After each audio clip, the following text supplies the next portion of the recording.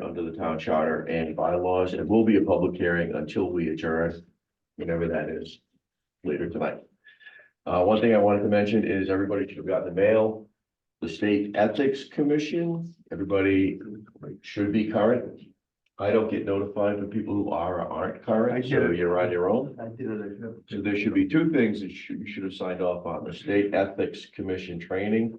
Then there's a conflict of interest law training that you have to sign off on. And that's for the 6 members of the committee that I'm referring to, you guys. We have to do it too. So make sure you're current before the next meeting if you're not. If everybody has signed into the state website, they're tracking it. So I'm done. first item. DPW director.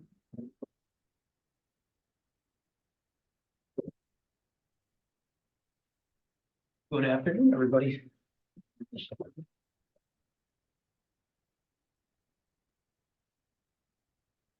You want tab 15?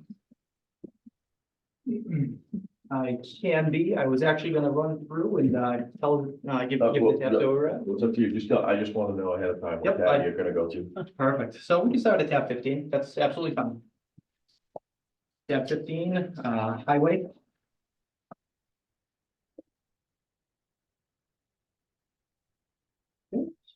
And the summary on this, the largest changes for FY 25 include revising the DPW truck driver operator pipe fitter positions to create 4-person roles, adding on-call standby duty and reassigning vendor charges to properly align across several budget accounts.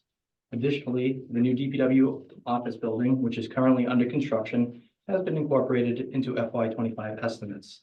The DPW admin office is on track to being completed by September of this year. So that's an overview of what we're anticipating for FY 25 with the highway portion of it. Anybody have any questions on any of the specifics in this one? This is highway. Yes. And that is a level services budget. There aren't new positions. You'll notice that there is a substantial cut there, a reduction in the total amount of about $189,000 that was taken from the construction piece of the budget, but we are going to be proposing funding money for roadway construction as part of the capital article with free cash. So there will be a considerable amount of money placed in the highway construction fund that route, as opposed to through taxation through the operating budget. So it looks like there's a major cut there, but that's what it is. If you look at the construction materials budget, you'll see that we dropped. 400. Yeah, it went from 467 to 250, I think, or something like 200. 200. The only question I would have, Mr. Chairman, is the equipment maintenance costs and contracts. You went from 8,500 to 89,550. Which 52240? Yeah, 52240. All right, so 52240, we added DPW GPS tracking, near map, secure lock, Weld Power, Bob Christie, fire alarm monitoring, and Syntac. 52400. We recently negotiated a new improvement in the contract. We think it's an improvement, something we've been wanting for a long time. And that's GPS tracking in the trucks to support the guys and to support the town. As you know, our trash trucks all have the cameras and GPS. Essentially what the GPS does is if someone's complaining that a street wasn't plowed or a street wasn't swept, or our personnel did something they shouldn't have done, we have a record of where our vehicles are all the time, which is important, but it's something that we have negotiated into the contract. We also negotiated cameras in all of our buildings, so all of our buildings inside and out will have cameras, and that's what the bulk of that is. Most of the 89,000 is the technology that you just referred to. Yeah, Jesse, I'd say that's the bulk of it, right? Yeah, it's a combination of that and account realignment. So we had various things paid out of different GLs, and it becomes rather difficult when it's spread across several budgets. So we're trying to align them so they're the same across water, highway, sewer, things of that nature. So this is to incorporate both, what Dennis had explained, as well as, account realignments. So account realignment means you're taking electronic expenses from other accounts and pulling it into this one. Correct. So there'll be reductions in the other That is accounts. correct. Okay.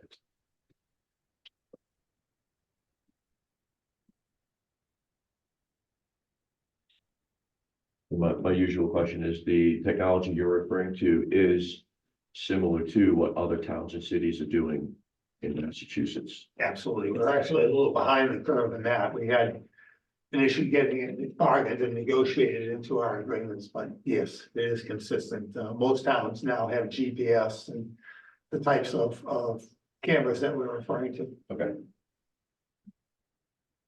Any other questions on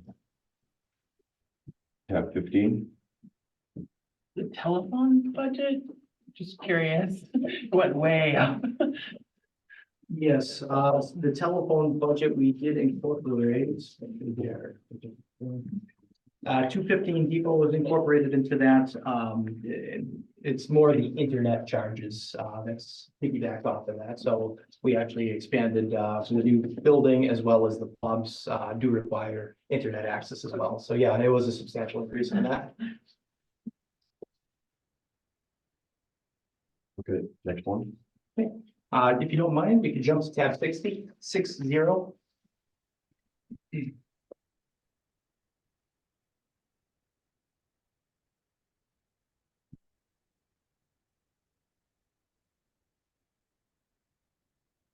This is tree warden. A summary on this, the largest changes for FY 25 include increasing tree services from 5 to 10 days. So we see an addition in 52400 professional services.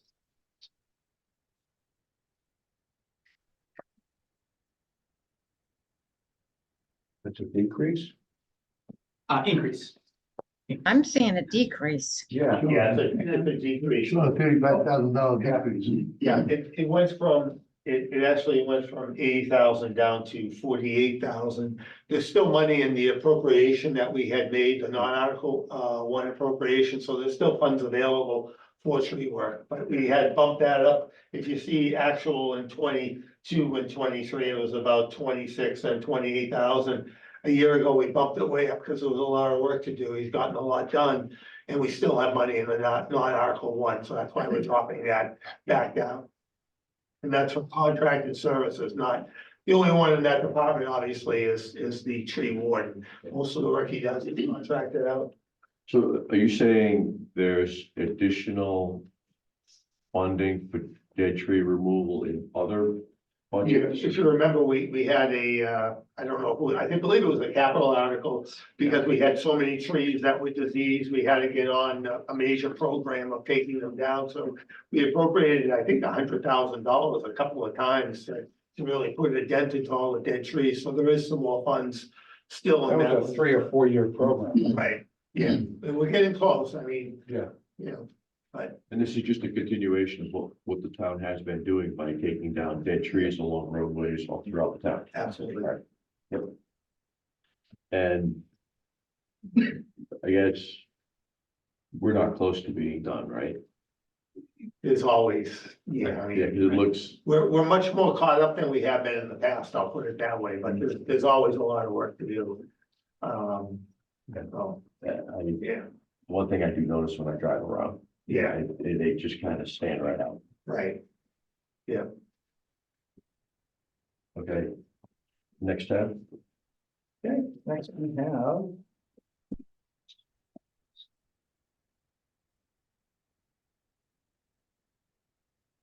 Tab 49, snow and ice.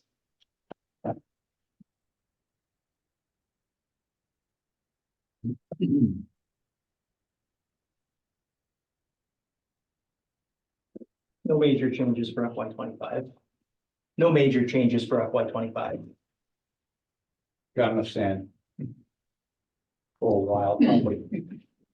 So my question is for the fiscal year 24 budget, 220,000. We're not gonna have a large adjustment at the end of the current year as of right now. Is that correct?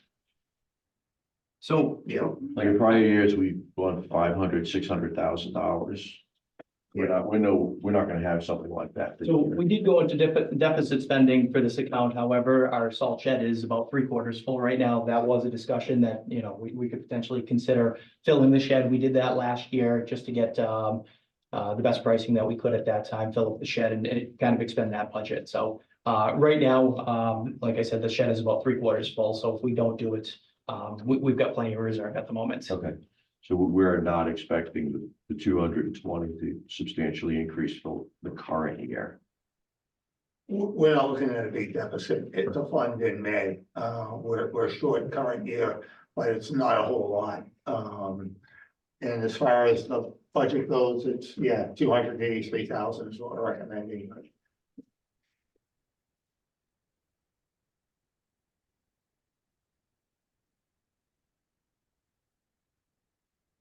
Next time, Next up, we have.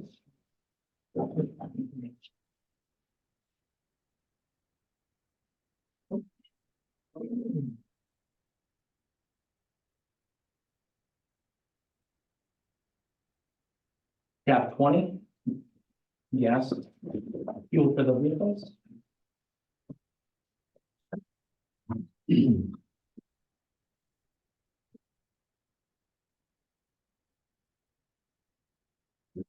Summary, no major changes for FY 25. There were, however, some questions the last time we met pertaining to the state and federal taxes. This was researched. The federal excise tax is deducted before we receive the invoice. So the bill that we pay does reflect the reduction in the federal tax. The state excise tax, however, we are not exempt from. So we do pay the state excise tax on this. That was researched. okay, so when we receive the invoice for the gas, it's already, the gas has already been, the gas price per gallon has already been reduced by the federal tax. That is correct. So there's no separate claim filing that the No. town has to submit. No, and that's approximately 24 cents per gallon, 24 cents per gallon, approximately. So the unfunded mandates aren't enough, they're doing this too. I have a talk with my friendly state rep.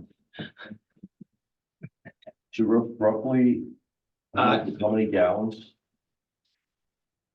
Is the $223,000 represent? That's actually,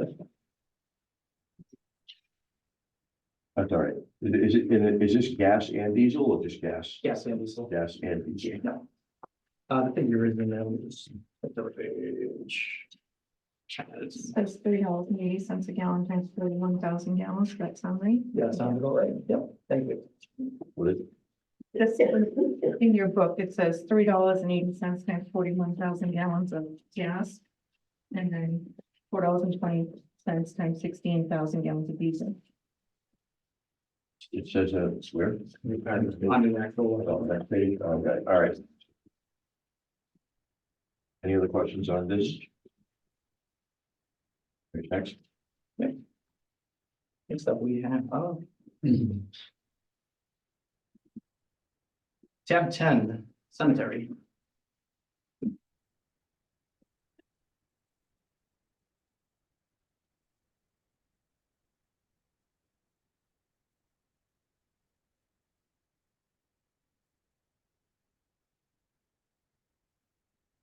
And the summary on this one, there are no major changes for FY 25.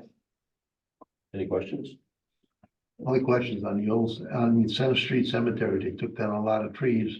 Are you expanding the size of the cemetery down there? Are you leveling that gravel bank? We took down some trees for the potential for future growth. Yeah, yep. Okay, next. Next is tab 38, Parks and Recs.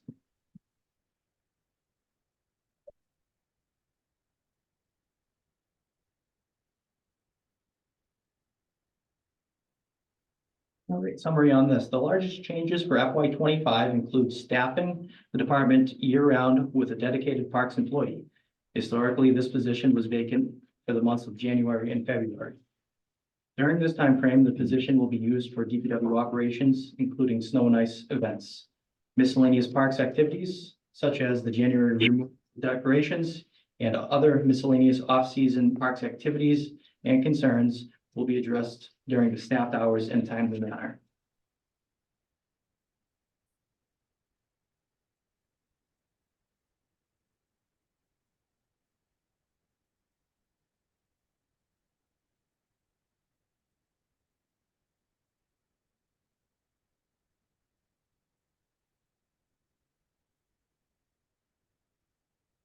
Any comments, questions? Next. Okay. Next up, we have tab 63, water.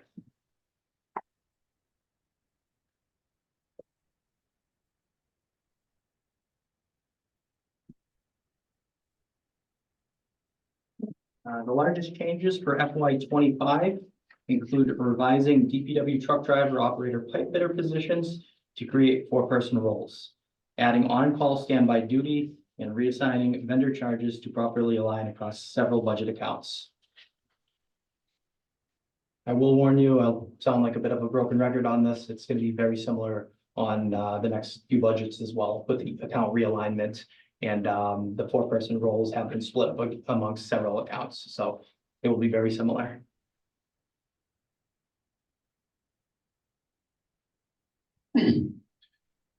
But it has a net increase of $110,000, right? And that's mostly in professional services. What's the big increase in professional services for 81,000?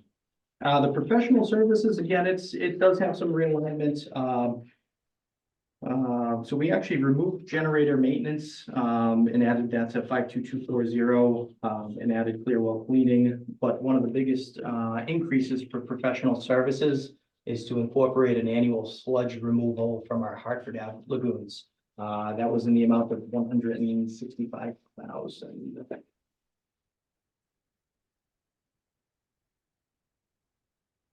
So there's $165,000 increase in this budget. Added to that GL. Oh, but it was in other line items within this budget? No, that is new. It was funded previously as a capital request. Okay, so that's 165. And what is it called again? It's for the removal of sludge from our Hartford Ave treatment facility. This is something that should be done on an annual basis. The figures are going to be larger to begin because it has experienced, a couple decades of not being as thoroughly cleaned as it could be. So we would anticipate as the years go on, this number to potentially decrease. How many gallons does $304,000 for removal? No, so the 304 is the combined professional services. 165 is the cleaning of the lagoons. You got me confused, not Jesse.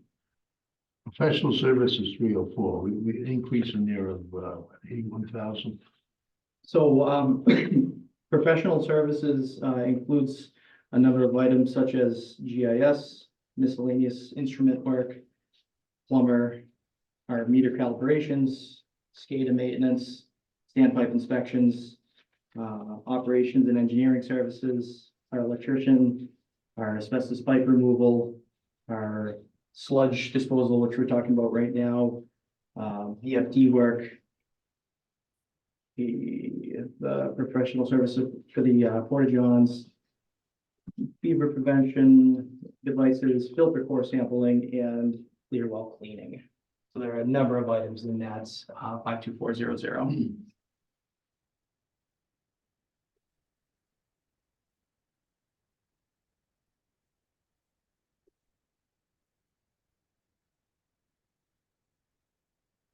So you've been continually removing sludge, right? We have, yes, yep, there, when we first did this, I believe it was just prior to my start here in Bellingham. It was one of the 4 were cleaned out, and the basement was actually relined with a concrete liner. It's since filled right back up, so it's something that we've got to keep up on and continually Is maintain. it liquid or solid? The sludge, it's liquidous. Yeah, the ideal way to remove it is you isolate the basin and you let it dry for approximately a year. You let it go through what they call a freeze thaw period, and then it becomes a bit more solid. And then that's something that they can actually pull up more efficiently. If you don't go through that, they have to bring in machinery to press it and remove the liquid, because otherwise you're paying to remove water.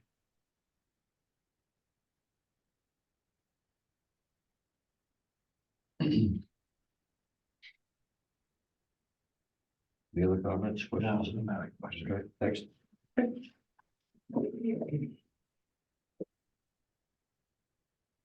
Tab 48, sewer.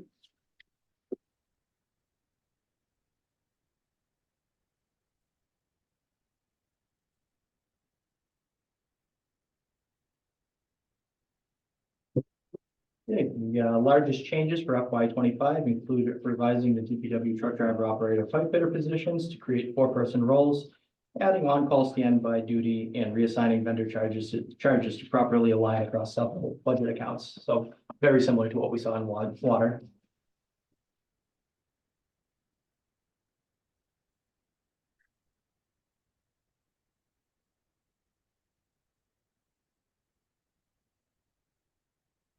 You see the Charles River of 56,900 has gone up quite a bit. Is Yes, that based on, they actually sent us projections, so that's anticipated. They plan to finalize their numbers. Actually, they anticipated within the second week of March, so I anticipated a year now. okay, so it's an educated guess, not a scientific wild ass guess. Right, exactly. Okay.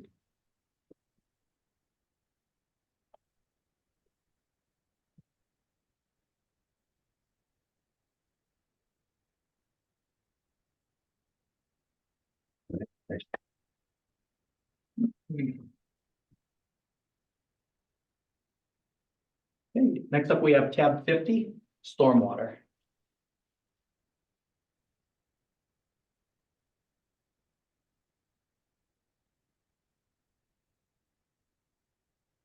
Largest changes for FY 25 include revising the DPW truck driver operator pipe fitter positions to create 4-person roles, adding on-call standby duty, and reassigning vendor charges to properly align across several budget accounts. The last line item, $110,000 decrease. That was for What's this- the 5-year lease that's gone? Sweeper lease, correct. The lease is paid off, The lease for what? the sweeper. Okay. Oh, yeah, I remember that. Came through our neighborhood. The street sweeper. Yes, correct. We got one? Two. Okay. There was a lease for 2, right? That was a lease for 2, yes, correct. No, I'm sorry. No, we leased one, we purchased the other. I'm sorry. No, that was a lease for 1. So My apologies. We're down to one now? So it's a little confusing. It was actually a lease to own. Okay, lease purchase, okay. Yes. That answers that question. and the condition of those are still good? Yeah, we're currently using them, some repairs here and there, but yes, generally speaking, overall, good condition. Yes, yep. I remember there was a little bit of conflict as people had opinions as to what they would be worth at the end of 5 years, and some people thought they would be junk. Yeah. But they're not. I don't think it was necessarily that they'd be junk. It was just to stay ahead. What happens is as they get older, they get very costly to maintain. To stay ahead of that, the anticipation was to replace them more frequently, but we've dialed down expectation back a bit. So it's not quite as ambitious. But they're already on they came by my house, I think, last week, so they're already yeah. sweeping. in Absolutely. March. I thought that was kind of early, but I guess it depends on the weather. How I come by my house in January. Well, and part of that too is, we've had issues with trash along the roadways. So we're hoping to get ahead of that, by sending the sweeper out and collecting as much of that as possible. We need trash along the roadway. Litter. Say that again? Litter, bottles, anything that might be along the roadway, sending the sweeper out, especially on the main areas. We can pick up the trash that people throw out the Around our windows. neighborhood.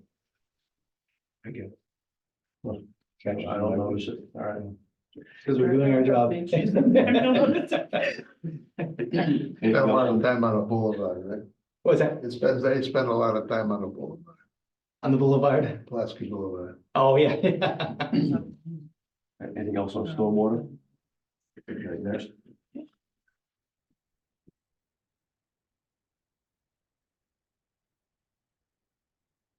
Tab 58.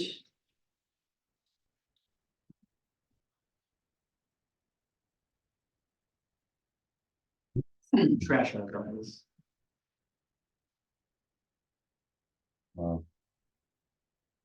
What's the big decrease? So this is a, renewal, so we're looking at, well,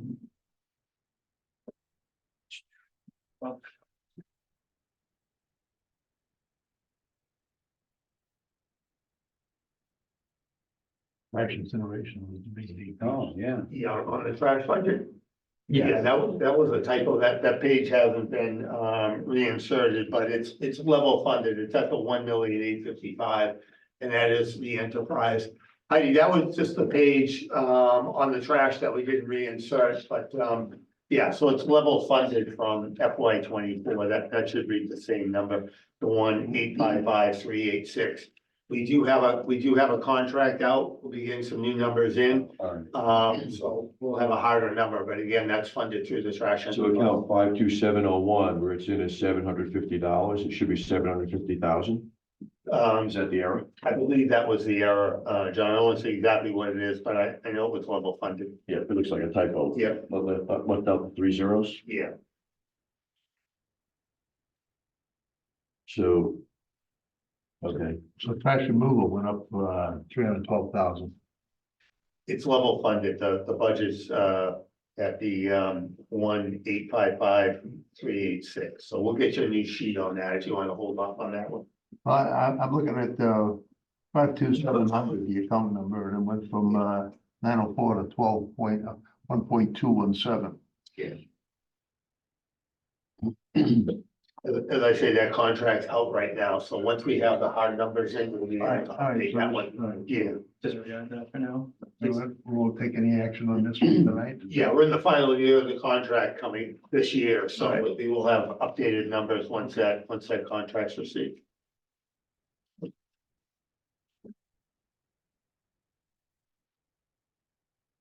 Right out of tabs, Jesse? I ran out of tabs. Okay. all right, so this one we're gonna hold until we get it corrected. Yes, yeah. Yeah, we should have the new prices in within the next week or two.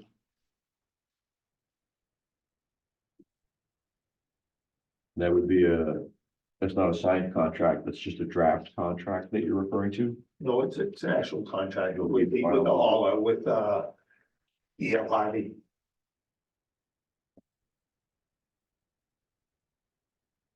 Trash is exempt from procurement, but we still go out and get prices to keep everybody honest every few years.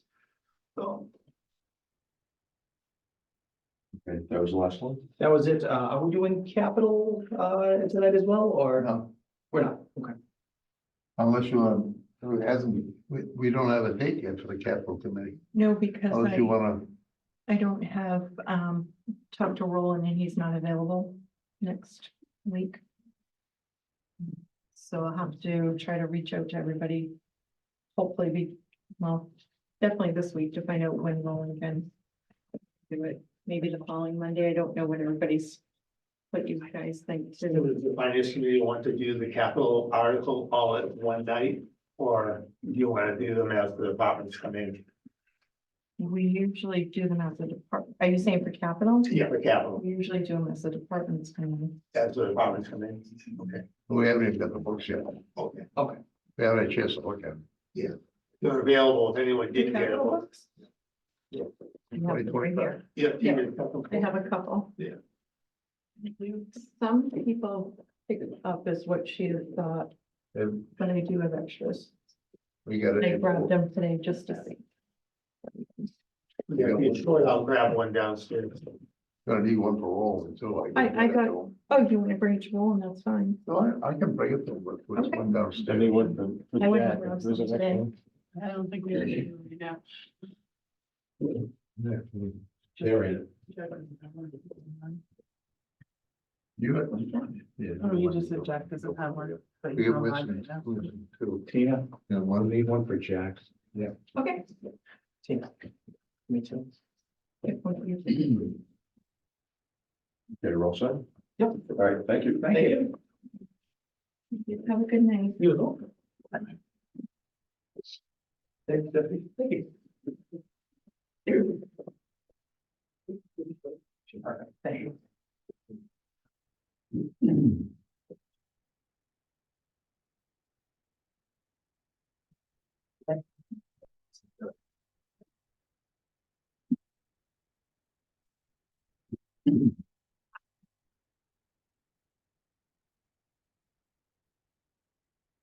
Police department next.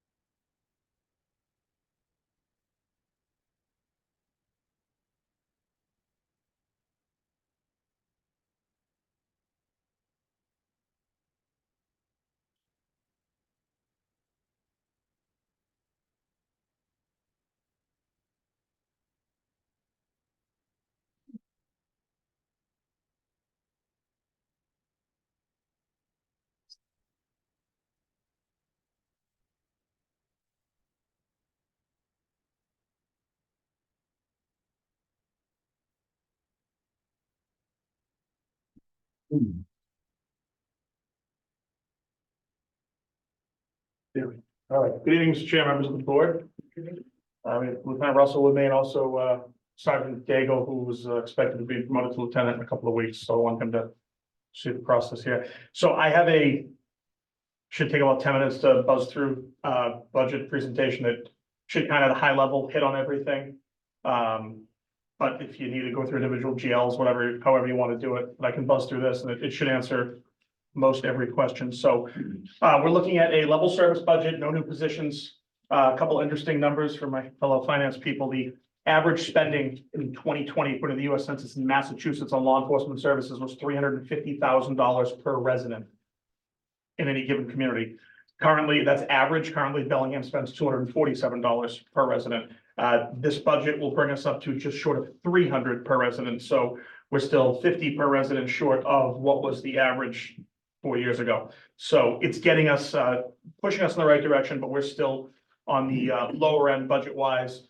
But we're able to, do with what we have and do it pretty well, I think. So You said there are no new positions. no new positions. Head count stays the same. It counts the same. Level head count. Yep. But the overtime is really reduced. There's some changes. It's similar to what I can explain that. There's some changes. It's in a few different places now to make a little more sense. So obviously FY25, we're looking to fund all of our staffing and contractual obligations. One of the biggest increases you'll see is in the GL for police officer salaries, and they're looking at about a 4% increase. It's a 3% July 1st, and the top step people, there's a 1% coming in January for them. So that's the big driver in salary increases. That's a contractual. Contractual, that was a contract signed before I got here. That contract runs through June 30th of next year. Addressing unfunded liabilities, I heard you said that earlier. We're crippled with them from the state constantly in the training and standards realm of things, but additionally, we had some unfunded liabilities internally in our own budget. I think I addressed them with this budget. Didn't address them as much as I would have liked to, but I think it's a good start in the right direction where future increases will be single digit percentages. There won't be, you won't see a 600% increase to a line that's been, unfunded for years. And next bullet points, obviously accreditation, training requirements. That's I have a slide that breaks it down. Getting Bellingham up to meeting industry standards for law enforcement, doing audits, making sure we're in compliance, making sure our equipment is in good shape. dealing with expense needs, projected increases. I was able to keep our expense side down to a under 3% increase. A little bit of creative moving of money around there, but also just some responsible fiscal usage of our money. Moving the fleet to the operating budget, we'll get to that next year. We didn't do that yet this year, but something I'm looking to do, and continuing to provide quality services, police and 911 to the community. So boring pie chart, goes through these. Just a real quick where we're at for calls for service. So calendar year 2023, calls for service are down slightly, but you'll see that citations are up, crash reports are down. That's a good correlation that the officers are out doing the job, doing traffic enforcement, and there's a decrease in about a 5% decrease in crash reports. Incident reports very stable, and arrests and summonses are up substantially, nearly 50%. Probably attributed to having a big group of younger, newer officers out there on the street. Org chart. Currently, we have 2 vacancies, 1 lieutenant and 1 patrol officer. So we're going to backfill the lieutenant in 2 weeks. We'll backfill Sergeant Daigle's spot with the sergeant. We'll still at that point be carrying 2 vacancies. We have 1 recruit in the academy right now, and we are kind of at the mercy of a couple of things for hiring civil service. There's some reform that's pending in the State House, and or possibility of different verbiage town meeting warrant article in the spring to try to get us out to help with new hiring. So those 2 vacancies are going to exist for a short while into the future until we can figure out how to best work around them. So here's some post requirements. This is per sworn employee. This is from me all the way down to our newest officer right out of the police academy. This is what the post commission is and some of these are also on top of post that just standards that are out there through accreditation and best practices, but most of these are driven by legislature. So in services, it's 40 hours, 32 hours of classroom, 8 hours of firearm. We're going to electronic control weapons, tasers, that was previously approved in the fall. Those should be deployed within the next month or so. We're finally starting to get shipments in from the manufacturer. So that's a 6-hour annual commitment. Firearms and use of force instructors, our trainers have to do 16 hours a year. Officers are assigned to the Metro Lec unit, do monthly training. School resource officers have to do 16 hours annually on top of everything else. We have 2 of those. Our 4 FTOs have to do 8 hours annually, dispatch 16 hours annually. And this is the absolute bare minimum just to meet compliance. There are so many other things above and beyond that that require training, and training ultimately it costs money. So here's where our salary increases are, all contractual, no new positions. The big number is the police union and COLA and step raises. You see a big number at the education line. Currently, their officers with a degree are paid a flat dollar amount. This contract defers that back to the original Quinn incentive language of a percentage July 1st. So that drives a substantial increase. Somebody who's getting $5,000 or $7,000 now might be getting $9,000 or $12,000. So that was a big driver. All the officers with an education, and we have a couple who are in school now who are projecting to finish at some point during the next FY, and as soon as they finish, the contract calls for their pay to be added. Holiday pay. This is one of my biggest pet peeves, and it was funded at $3,300. So every sworn member gets 14 holidays. Every member of the union, make it easier. Members of the union get 14 holidays. They can either get paid straight time for the holiday. That straight time liability, if all members of the union said, Chief, I'd like to be paid for this, it's about $130,000 if they ask for straight time pay. Most of them don't ask for straight time pay. Most use the holiday as a day off down the road. Worse, because now I have to backfill it at time and a half. So now what could have cost me $250, $300 is costing me $475, $500 to fill. So the number for that, the whole liability number is about $98,000. $100,000 represents me covering half of those holidays with overtime. Right now, we're pretty fully staffed. I actually have to cover a little less than half, about 45% create overtime. But it's about $100,000 that holidays cost. Everyone runs to the other side of the ship and wants to get paid. The number goes up slightly. A few people leave, people retire. We're waiting to fill positions. number goes up more because it's just more overtime that's gonna be created, hitting our minimum staffing numbers. Some small numbers, the AFSCME union, a couple of small increases here. My contract, lieutenant's contract have some contractual increases, but the total big number on the salary side is that 500,000. And again, the bulk of it, 340,000 is being driven by contractual obligations. 100,000, I lowered that with the TA brief down to 80,000 on the holiday pay. And I funded a training line that's been unfunded for a number of years to 50,000. I believe that is, I'll get to that. So can you go back to the previous screen? I can on paper. No, Trying to rewind, I got the So- Zoom things covering everything on me. So the fourth line, police officer salary, it increases 222,000, which is a 9% increase, but you said salaries are going up 4%. You also have, almost everyone in the department is getting step raises, they're all working through pay steps. So there's, other than a handful of my most senior people, it's all, the bulk of my staff are less than 5 years, so they're working through pay steps, so there's step increases also. So 4% is pay raise. Is a COLA. 5% is. There's People you're going from step 2 to step 3, step 3 to step 4. So there's a lot of step raises that are built, that are in that also. So that gets you from the 4 to the 9.02% increase. That and all the other, all of our other expenses. In terms of budget challenges for salary, we can delete uncontrolled time off. The TA and I just signed a MOU with the union, and I now have control over time off. That was a while in coming. Holiday pay, unfunded liability, the training liability. If we were to return to in-person, in-service training next year, and I don't know what the state's going to put out. We're still able to get people into online, which saves us money. But if and they tried to cancel the online, there was a pushback, they kept it going for this year, but the return to in-person is nearly a $70,000 expense on itself to send people away for a week to sit in a classroom. What's the education incentive, which increased $113,000? That's the Quinn bill, that's going from a flat dollar amount to a percentage. That's all the officers That's with a Quinn, for officers that have. in they education, Get a degree, they have higher pay, that's what this is. correct. That's been around for years, right? Been around for years, but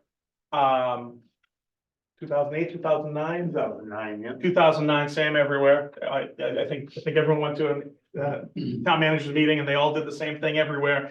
2009, when the state stopped funding the education line, they substantially cut the funding from like 150 million down to like 1.5 million.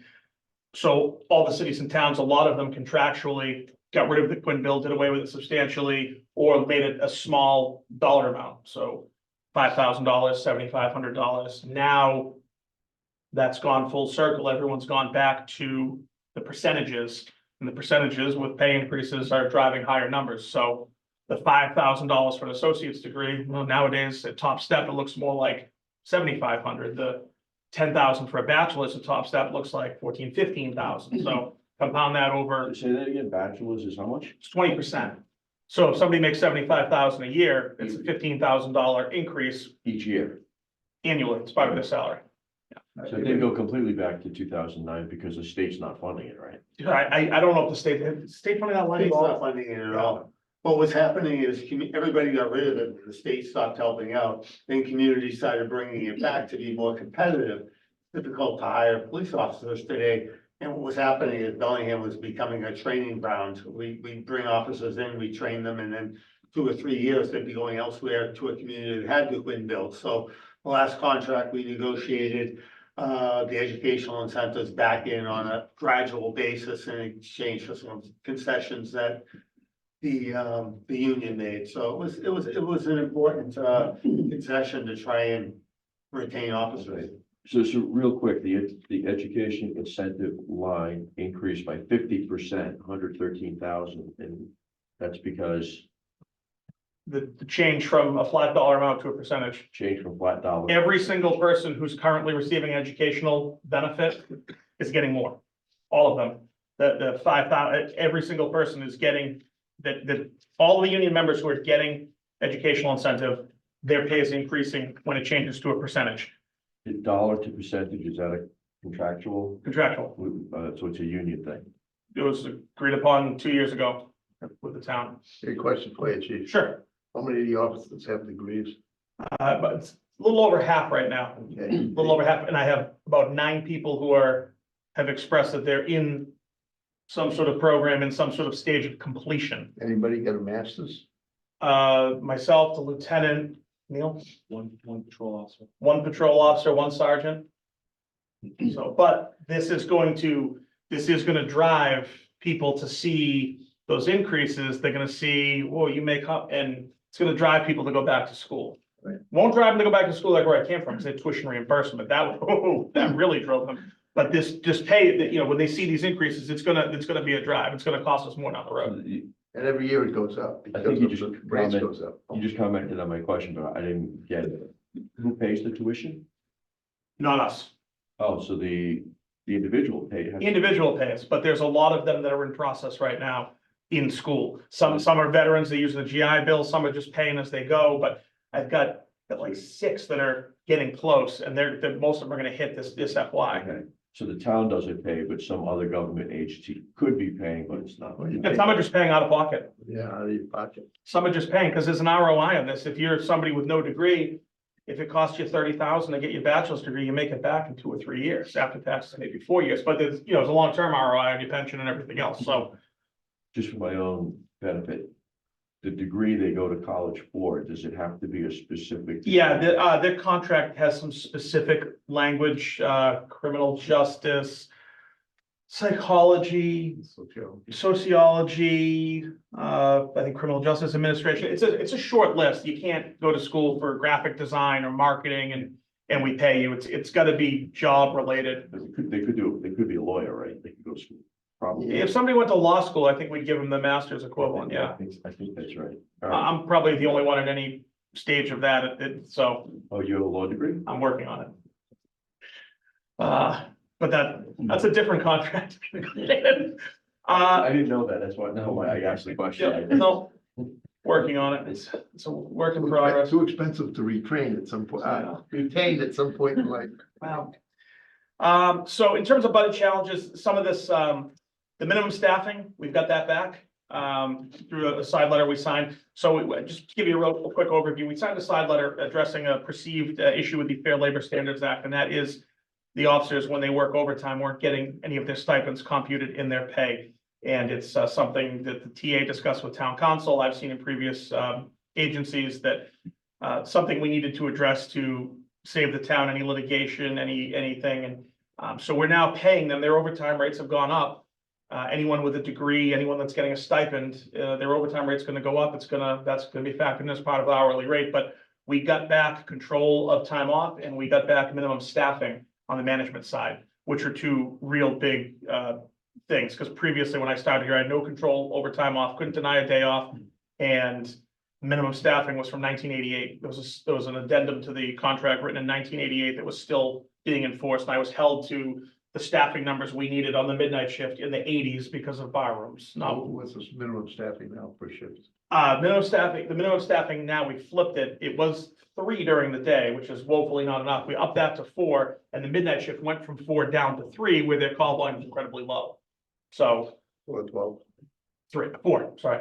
And we were seeing too with the midnight shift, the forced overtime there was burning out some of our younger staff because they're the ones to get ordered to work. So I was ordering people to work and paying them time and a half to do something I didn't need them to do. So we got that fixed. So are you saying the staffing, there are 4 police officers on the road? That's the minimum. That's the min, in the whole town? That's the minimum. That's if everyone takes the time off, that's what we fill to. That's what this overtime budget lets us do. 5's number I like a lot better than 4, but 4 is the 4's the minimum. Where is it usually? 6, It's at 6. 5 or 6, sometimes 7. During the day, you have admin staff, detectives, school officers. During the day, there can be 13, 14 people working. But usually 5. On the road, 5's a pretty average number. I think right now there's 5 this evening, a sergeant and 4 officers. and that's 5 people in 5 different vehicles, or we don't have 2 people in 1 vehicle. No, I don't subscribe to that theory in a suburban town. I'm just curious how many people, how many officers are throughout the town. 5's a pretty standard number. There would be 6 nights, somebody took the night off. So we finally got staffing back to where it should be, but inevitably, the amount of time off police officers get, no one, you never have everyone coming to work. It's like the board, there's always someone who can't make it, has a commitment. It's kind of the same idea. You need a certain number. If your quorum's 4, it's like us, the quorum is 4, but there should be 6 or 7. It's just, it's kind of the same situation. And the only reason I asked, because over the last couple of months, I've seen incidents in Bellingham on the news in Boston TV, news stations, which surprised me because I never used to see that before. Yeah, you know what I'm talking about, right? It's been busy. It's been busy. It's just definitely, I would say throughout Eastern Mass, there's been an uptick in crime, but here, we border Rhode Island. We border a particularly busy city in Rhode Island. There's a lot of influx of people passing through, coming or going from there. A lot of stuff goes on. So, and the stuff you see during the day, again, during the day, I'm a little different. I'm hands-on, so I leave the building regularly. Probably shouldn't, because every time I do, I'm like the black cloud of death. If I leave the building, crazy things happen, So but you're one more person on the road, you're saying? not on the road. If something happens, I come out, I bring my commands to, Okay, so you'll see more, you'll say, like, well, look at all the cops. Yeah, well, if something bad happens, we empty the building. We don't sit inside and say, I hope those 4 can deal with it. So that's why it's like, there's 5, 6 cops. So yeah, we're working. That's part of our job. Part of my job. My job's all PowerPoint and meetings. This time to time, this things happen. So, Not to interrupt, but just so you know, we do have to adjourn at 6:45. okay, I'll burn through this. Here's my overtime liability breakdown in dollar amounts. If you see across and this was based on $55 an hour. Before a week and a half ago, we signed the MOU that took effect this week, which drives our overtime liability rate up to $60 an hour now. That's an average rate across the union. And July 1st, it's about 64 an hour is the average. So the corrected number after July 1st on that far right line, replacing 60% of $430,000. So it's not cheap. But what you see on the overtime line there, I reduced it because training is truly an overtime line. That $50,000 of training is replacing people who are at training with overtime coverage or sending people to training because they work a different shift or whatnot, and I have to pay to train them. So that's truly part of the overtime budget. That holiday number is for the most part holiday. If somebody wants to get paid for their holidays, it's going to come out of that, but all the holiday coverage is that. So you see the true number is built across those 3 lines. I kind of like Jesse did. I like to have it a little bit siloed in the places where it comes from than just saying, hey, I need 450,000 for overtime. People would gasp, why do you need so much? Well, trying to explain it, when I break it out across, I think it's an easier pill for everyone to swallow. Here's some grants we've taken in this year. We've close to $200,000 in grants this year. Firearms training, 16 hours. Is that 4 hour blocks? Or is it? It's what we're doing is with 2 4-hour shoots, and we're doing the trailer. We have the tractor trail that comes for the dark nighttime. So it's 4 4-hour shoots, or it's 2 6 hours and a 4. We have to shoot twice per the MPTC. We do the low light also. Some grant money will be taken in, and we're going to continue to pursue grants next year. Expense increases, like I said, it's very low. I moved a lot of things around. Vehicle maintenance kills us. It's just everything's more expensive, tires, batteries, and then the non-warranty repairs are, get a car fixed, it's unfortunately through the roof. We have a couple of one-time assessments. The line titled professional, went from about 11 to about 18. There's about a $7,000 increase on dues and memberships. Sorry. A couple of one-time assessments. One's coming from the Greater Boston Police Council. That's a consortium of Metro Boston agencies. We're group purchasing. We can buy vehicles and equipment off their buying list, but also they maintain a radio system that covers all of Eastern Mass. That system needs a few million in upgrades, so they're hitting us all with a one-time assessment towards that.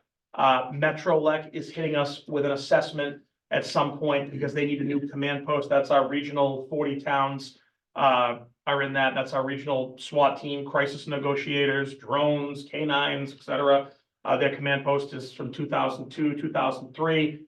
It's at the end of life, they need to replace it, it's like $1 million. So they're hitting us with a one-time assessment. And then at some point, we've got to join the Mass Police Accreditation Commission, MPAC, that's the association that will come out and actually certify us as a certified police department, which is coming in FY 25. And that's about $4,000. So there's a couple of one-time assessments that are coming from there. The seminar line went up. I hate the word seminars. That's training. That's some of the training we send our officers to, we have to pay for. And a lot of that increase is just driven by some of the classes I'm sending people to, or $200-300 per officer to go to training, and that's unfortunately where it's coming from. But some savings, we're saving 20% on our taser line item due to a grant award that will be applied to the initial purchase this year. Transition to the department of 9mm handguns, so we're looking at about a 20% decrease in our pistol ammo cost. That happened this year. We traded in our old weapons and we're able to, just through our regular budget, take care of that. We use grant funds to replace some portable radar LiDAR units, and we're seeking grant mitigation money to deal with a lot of our communications infrastructure issues through the planning board. Future budget needs, there's a lot of them. I gotta get through this quick. I won't bore you with them, but and there's some future capital needs. There's the big scary capital needs in the future. We know about portable radios, the dispatch console. Some of this stuff we're hoping to deal with mitigation with some of these big projects.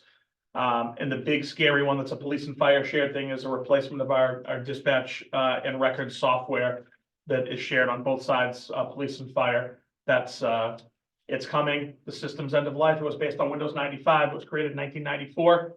Still running with band-aids and patches, but at some point we're gonna have to move to something cloud-based and modern, and they kill you with charges for licensing and things like that. So. And then facility needs, we've got an issue ongoing right now that we're working through with some ARPA money, and we'll be coming for capital in the fall, possibly to expand our women's locker room. We have 6 female police officers now, and I have 6 lockers. So that's quick highlight on that. You have 6 officers. I have 6 female police officers, and I have 6 lockers in the female locker room. And you get one more You that's said coming. 3 before, or? That's the 6th. That's, yeah. So we have no room for future females. And I have open positions. So if a female applies for the position, we're in trouble. We have a tiny bit of space. We could put like a high school gym locker, wedge it in there. The chief saw today, and we can get by for a short period of time, but you know, I talked about, it's a big thing. One of the things, getting people to come to work and retaining them. They want to work in a nice facility. They don't want to be working out of a high school locker wedged into the corner of a small room. So it's something, unfortunately, it's an expensive one I'm gonna have to address. And I don't know if you, my capital is pretty straightforward. I just wanted to move the 2 cruisers from the fall to the spring so we could actually order what we want and get what we want on time, not be kind of stuck with whatever was left behind in the fall. So that's where the capital request is for 2 cruisers. Unfortunately, the bid allows them to go up 9% per year in price and about 5% on equipment, and we're getting hit with it. So it's crazy. I could have bought 3 cars 5 years ago for this money. Now it's 2, and I should do 3 this year, but I'm only looking to do 2. So, and on the back of the spreadsheets, the mileage and stuff that you'd asked for. We'll be trading in the 2 detail cars. Highlighted ones are the ones you're looking. Trading in the 2 detail cars, 14 and 16, and moving the 2 up top 403 and 405 to a detail car. When did we do the radios, Jim? We spent a lot of money on radios, several years ago. Repeaters. We did. Repeaters. We did the first, we switched to fiber, and then we did the repeaters. We did the cars too, as they came. in, Cars. too. Yeah, cars, so all the cars are up to date. So it's the portables that. Portables, and the fire has the same situation. They're expensive. So working through it, some mitigation though, hopefully. If not, you know, we'll hit the burn grant next year for 50,000. We'll see if we can start chipping away at it.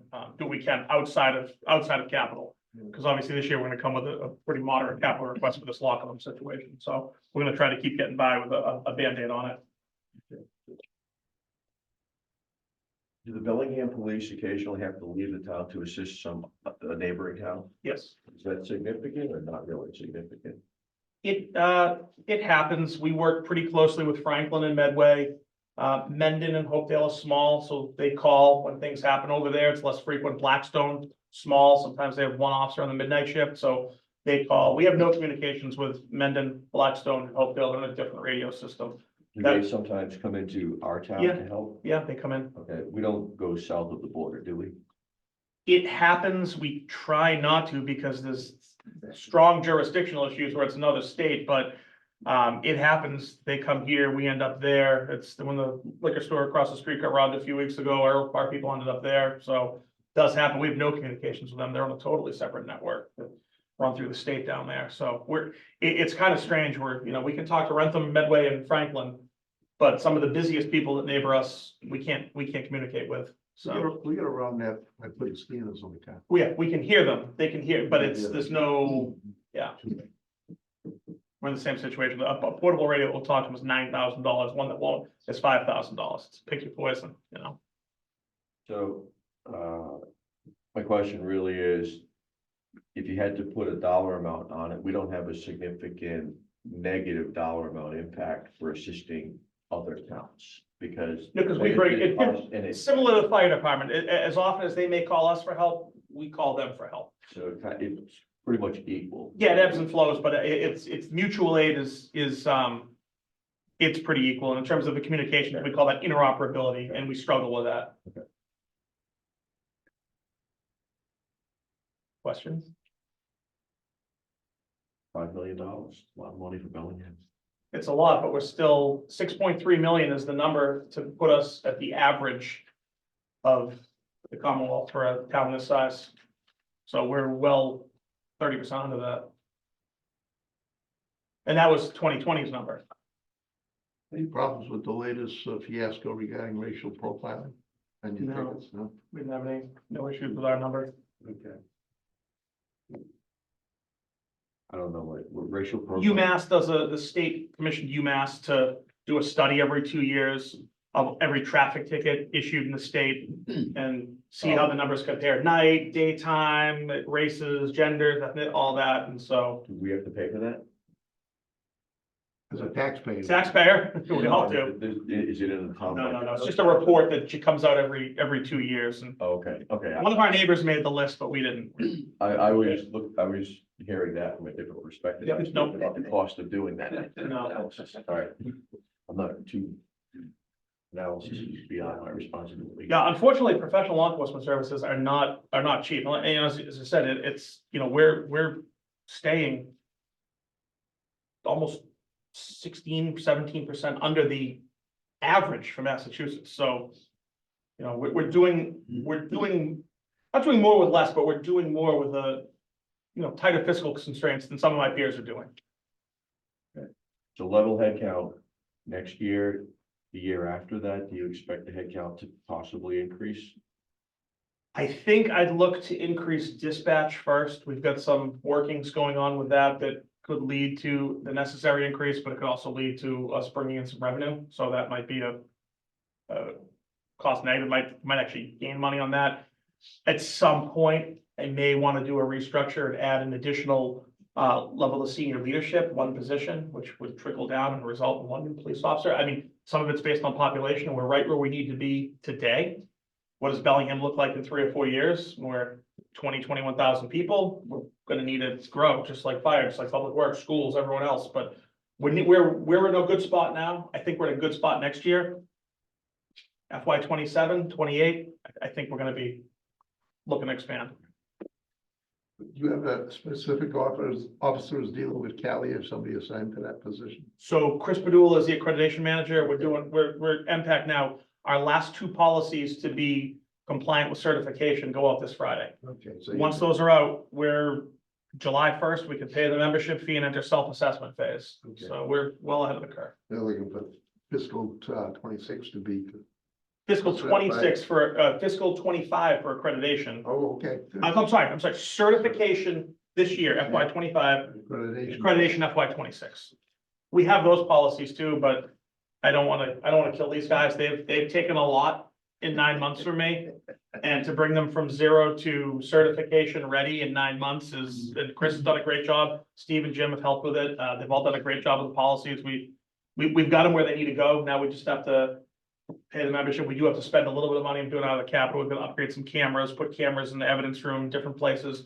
So we're doing some work now to be compliant, so when they come in and assess us, we can pass, but, everything out of that's coming out of our, I'm finding it out of our operating budget. Any other comments or questions? No. All right, thank you. Thank you. Thank you, Chief.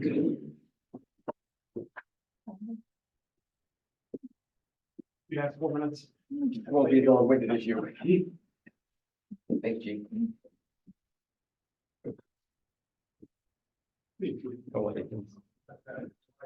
Why do we have to leave this room?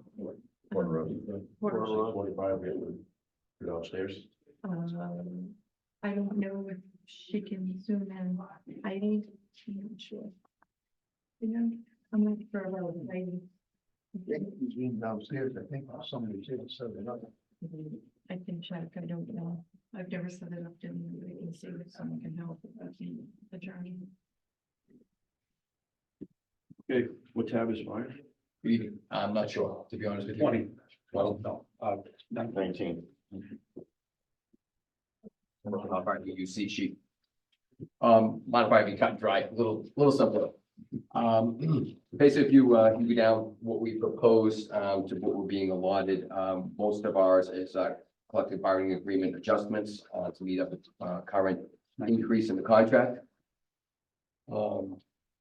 Also, we're looking at, just again, some cost increases for basic maintenance, wear and tear on the stations, apparatus, things like that. So the increases that we're seeing are just basically operational increases between collective bargaining agreements and daily, day-to-day operations for the department. I got a question on shift differential. That's quite an increase. I mean, you guys work 24-hour shifts. Where does the shift differential come in? Don't forget, that's based off of also their 3% raise. Everything hinges off of the raise off the base. I mean, you're increasing from 29,000 to 69,000, it's on 37%, so that's more than your cost of living.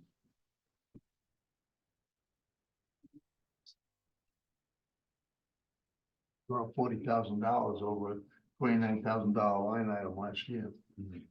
Yeah. Again, give me 1 second here. No, shift differential, we put in for 69,330. What was it last year? 29,195. Again, we've gone up, we've added staffing, we have 2 additional staff that were budgeted, that we're just now getting funded, so we have to incorporate them as well. So that includes all the captain's rates going up. If a captain works for a firefighter, that part of that shift differential as well too, because they get their captain's rate or lieutenant's rate. So they can up can work down, down cannot work up, so that's all part of it. Still seems like a lot compared to what it was last year. I mean, even with your differential raise and Yeah. you were replacing people last year too. I think we were short last year, we can look into that. So you're replacing more people last year than you were this year if you were short personnel. No, it's, If you're covering shifts at a time and a half versus straight time. we had some vacancies. Right now, we have a person that's in the military, so these are some unforeseen. We've had a person on long-term disability, so these are things that we can't account for, but all come out of this as All right, well. so when they're on sick, if they're out on disability, they're still getting the differential. I don't understand differential when you negotiate a 24-hour work cycle. So everybody's working the same amount of, same schedule. You know what I'm saying? Mhm. You go in at what, 8 in the morning till 8 at night? 7 or to 7. 7 to 7. Mhm. And they can break up the shift into 10 to 14. So what's the differential for? I mean, it's usually on the police side, Mhm. you work on a day shift, well, these considered the better working conditions. You work at 4 to 12 at midnight, you're paying for the fact that the guy at midnight sleep doesn't get a full night's sleep, and the guy at a 4 to 12 shift is busy as hell.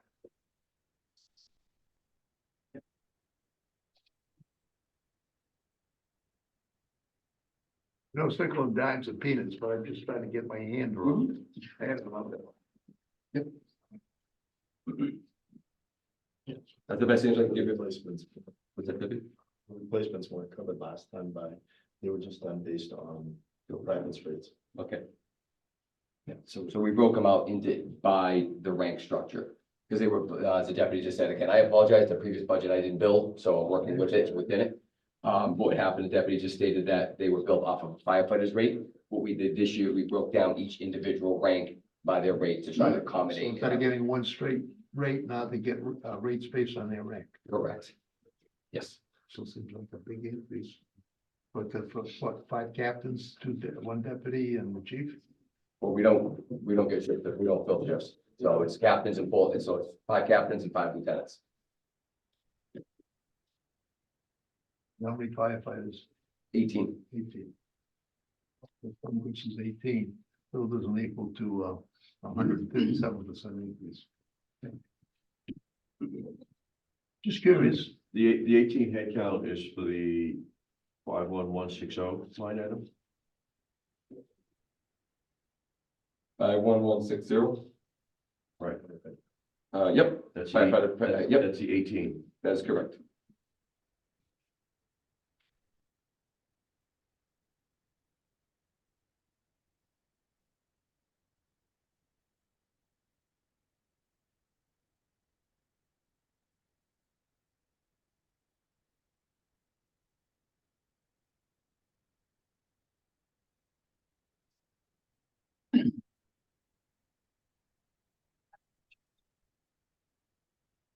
So the second line item, administrative personnel. Why is that so high compared to firefighters? Plus you get 5 lieutenants, 5 captains. We roll those into administrative, just for us for tracking Lieutenants, purposes. administrative is, all right, I hear administrative, I don't think that way. Correct, it's a play on words, we broke the budget down different this year so we could track it better. So we're using more lines so we know where every penny is going. So, yes, I know what you're saying, when you say administration, you think of like the deputy or myself, it's not, it's actually your office.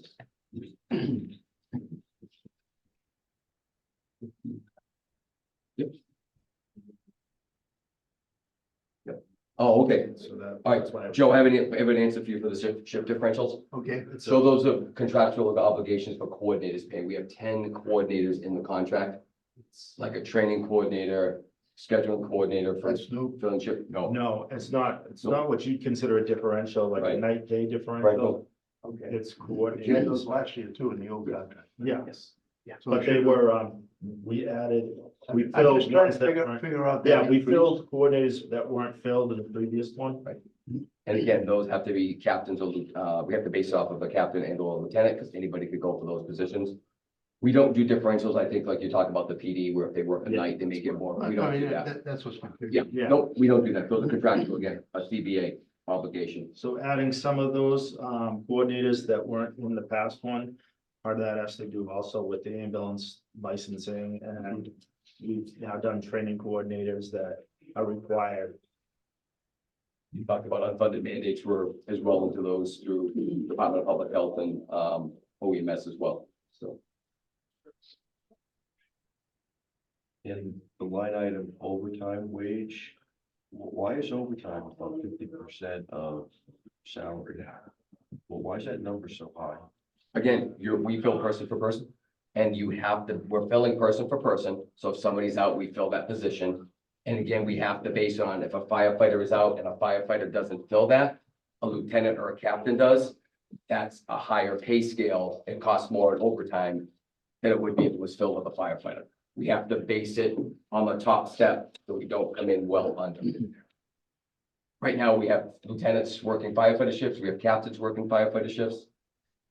So that's what we have to base on. Wouldn't it be cheaper just to add another person? Or am I missing something? We're We're trying to do We're that. trying to do We're working on that now. We agree. Would it be a lot cheaper to do it that way? No, your overtime budget's not gonna go down, the chief's not gonna tell you the overtime budget will go up because you'll have more personnel. Yeah. Yes. So Say that again? the overtime budget will actually go up with more personnel because essentially you'll be staffing more people on the shift, so when someone's out, you're still replacing them. Oh, no, Yeah. I think differently. This new person is gonna be like a person that can float. He No, doesn't it have to doesn't work replace. that No, that's He doesn't bullshit. have to replace Yeah. himself. Doesn't work that way? No. Not until we get higher numbers, and then we could work that in. Yeah. But we are working for better coverage. Yes. The chief and the deputy have put a plan forward to, you heard it at the select board, no, I'm sorry, the chief didn't present the select board meeting. But essentially what the chief is looking to do is increase the numbers of personnel on each shift, so we have better response times to Better coverage. every part of town, especially the north end of town, because I know some important people live up that end of town. And trying to get up there, as quickly as we can, but the north end of town, can be difficult with all the traffic and everything else, because you know, firsthand, John, you know. The other thing- Response times. Exactly. So the bottom line is, we're understaffed for the needs of the town. We're on the staff for the Yes. needs of the town, and. So that's where the what we're increase trying in to revenue. do. Okay. But that doesn't have anything to do with the overtime, that's just a plan that's being put forward in the select board and considering, which would require additional funding. But anyway, that's outside of what's being presented tonight. Okay.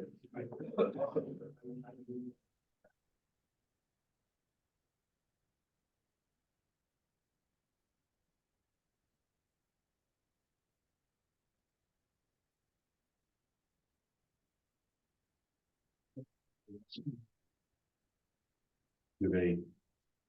Nope, I know we left off with the, so to explain that, I don't know if you had any more questions about moving down. No. Okay, so again, you know, running through the AUC, again, a lot of what we're seeing is based on either contractual obligations, and again, tied into the raise, and then daily operations as well too. As you know, I'll look at salaries. We've taken a very big hit this year on equipment failures and trying to keep up maintenance. So the cost of that is going up as well, so we've had to raise that up. You know, Chief Fitzgerald talked about radios. Our radio equipment is failing. We have to start looking at that, trying to replace there. I will say that we did apply and we're in the process. I don't know where it's gonna go. We did put in for a regional grant for new portable radios. I don't know if we're gonna get it or not. It's a very competitive grant, but we did apply for it. We won't know probably till the fall if we're gonna get that or not. So I'm keeping my fingers crossed, I hope. But I'm not sure that's gonna land. Who's the memberships, chief? Yes, oh, that's multiple. I knew you were gonna ask that, Joe. Oh, geez, didn't Yep. There's it? multiple. An increase.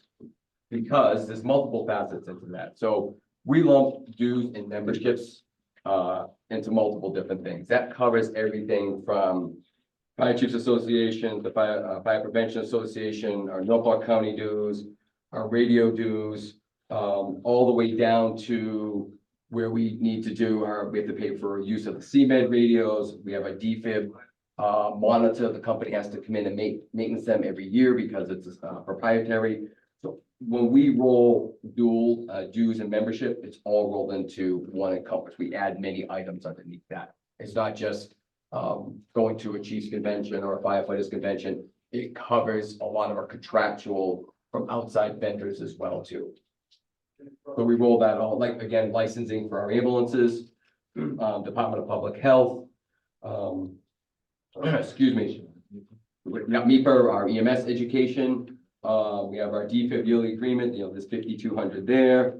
Our striker for our stretchers. Yeah, shouldn't that be an equipment, like maintenance for your plumber bin and your strikers? That probably should be an equipment.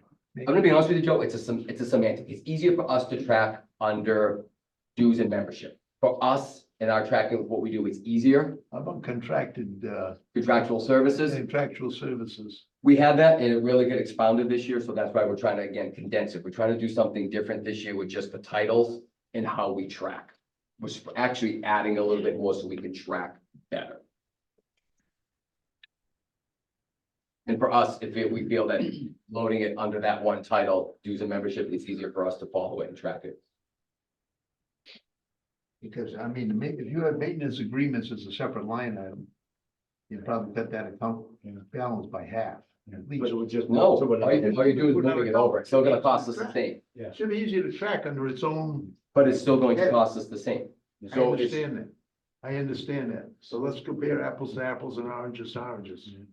And you've got the apples and oranges all mixed together here. Well, we're separating them. They were really mixed up, but now we're slowly trying to get it into Well, I mean, we line. can- So it's gonna take a little, We can fine tune it again, little right? time, yes. sure. Realize the numbers aren't gonna change, but it's easier to digest. At least from my perspective, I don't know about the rest of the community. Easier to read, yeah, understand, yeah. Then we wouldn't have to ask the question. Right. No problem. I don't mind asking questions. I don't mind at all.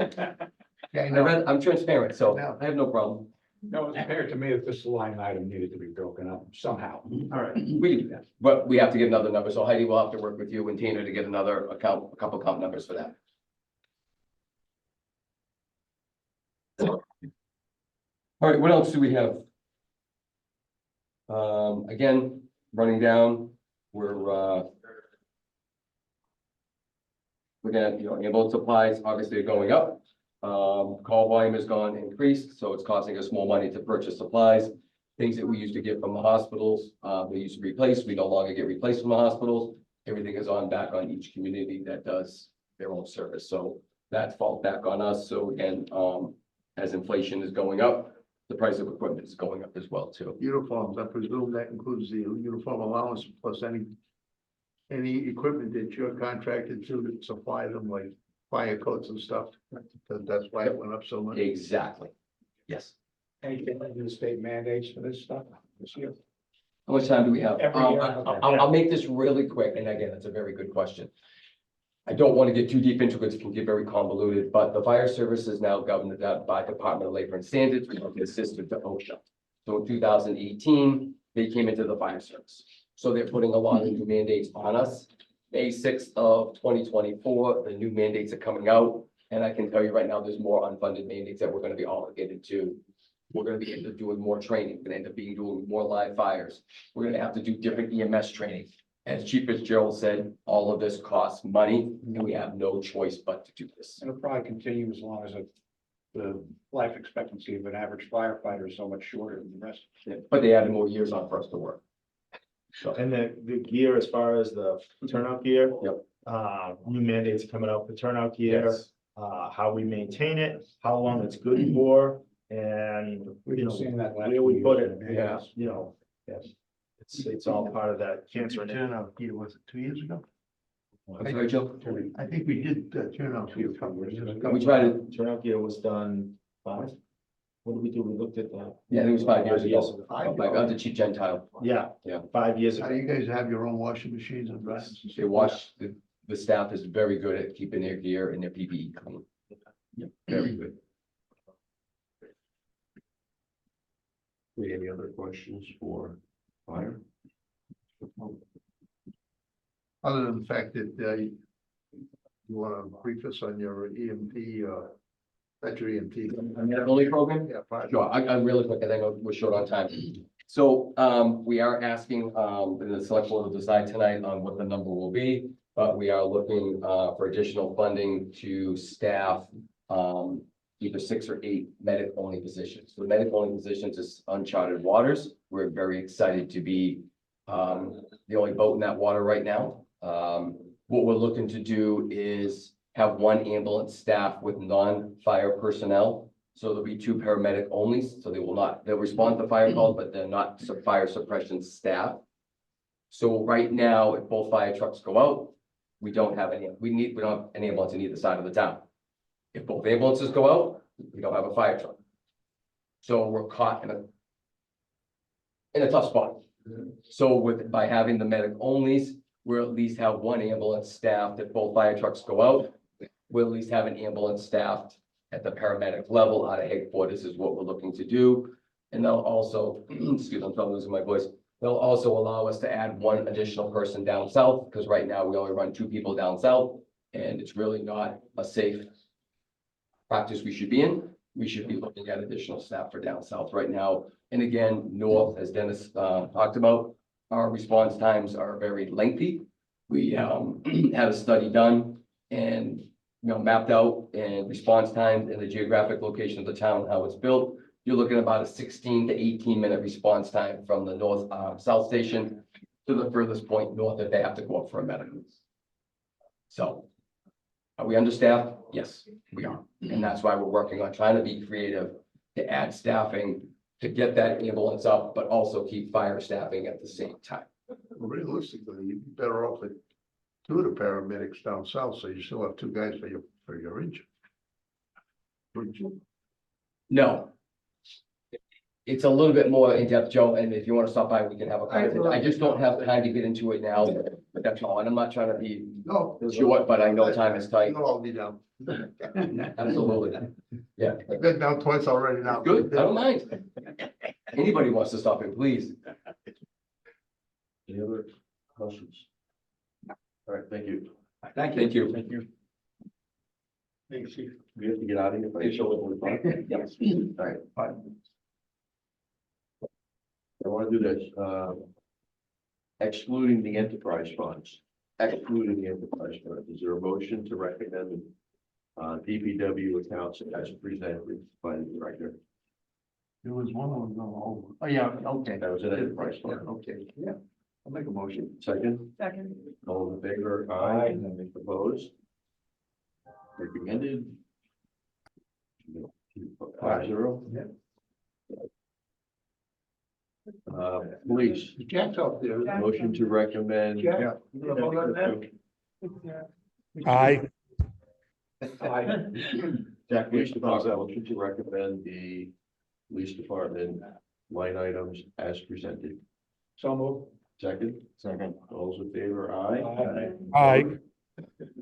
6-0 recommended. Fire department, motion to recommend the fire department general ledger account as presented. So move. Second. Second, all those in favor, aye? Aye. Opposed, 6-0 recommend. Enterprise funds would not gonna vote on, so. Just the trash, I think, was the only one that we had to, I thought you were all set with water. Yeah, we're kind of close, we're running out of time. Okay, that's fine. Yep. Yep, we'll do those at the beginning of the next meeting. Sounds good. We'll have trash for the next meeting? Yes. We'll do all four at one meeting. Excellent. Motion to recommend the November 15 meeting minutes. Motion to approve. Second, Second. all those in favor? Aye. Aye. Aye. Opposed, 6-0 approved. New business invoices, I have my invoices, we can pass them down from December. Move that we, authorize payment to Tina for the months of, December through March. So moved. Second. Second. all those in favor? Aye. Aye. Opposed. 6-0. Next meeting date? That was gonna be my question. So we were gonna try to do capital next week and I don't have Roland as an option. So I didn't know, want to check with you too, Dennis, do you want me to try to do finance another day? Another Monday or next week? You could do it. If you- I think it's a matter of who the board would like to have come in. Well, we're gonna go over all the rest of the, budget, all the. Are there any particular departments that you'd like to have come in? The Okay. library's not needed. There was nobody else that really had any big, Okay, we had the big four tonight, right. unless, senior citizen budget, I mean, where we are with the expansion, what, what we're looking for. Yeah, the budget's all seem to be. It is pretty much a level services budget. And I can go over that next week, give you the details from the summer and kind of like I did on the. Yeah. That's fine. You want me to do 5:30 on Monday? 5:30 Very good. That work? Absolutely. For next week? next Monday? Yes. Would that work? No, for you. Oh, it does. Oh, you can't. No, No, it's I not can't. scheduled. Oh, you think you can? Okay. You can't do Monday? Not Monday. All right, What about Jack? be on a plane. I can be there remotely. All right, so we have 5, We have, 5:30. 5 members at 5:30. Okay, I'll get that ready. Do you have anything else for tonight? It's Monday, 5:30. Motion to adjourn at 6:44? So moved. Second. All those in favor, aye? Aye. Opposed? Meeting is adjourned. Thank you. don't wanna wait.